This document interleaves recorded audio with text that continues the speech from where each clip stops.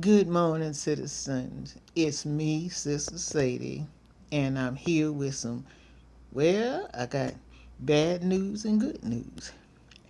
Now, I done lived long enough to know that sometimes the thing about bad news is the job of figuring out how to turn it into good news.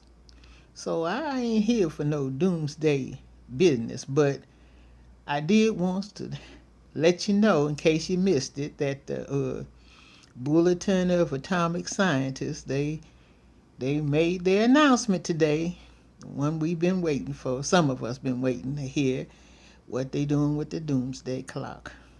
They talk about threats to, humanity, all of us. Yeah, well,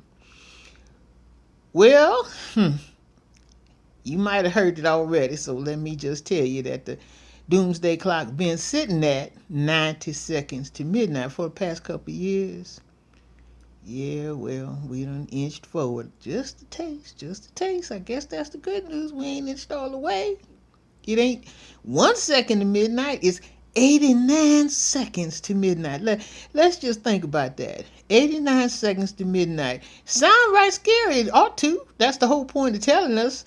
But not to tell you just, lay down and, roll over and let the bad things happen. It's about waking up and realizing you got to slow your roll. If you're rolling in the wrong direction, if you're rolling to a cliff, you got to stop and figure out how to turn around. And that's why I come on here time and now and again to see if we can't talk about how can we turn this thing around. How can you tell me how to get to Sanity Road?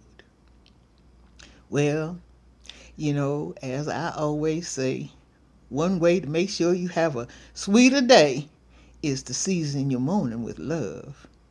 Can you do that? And then talk to me. How can we get to Sanity Road? I believe we can do it.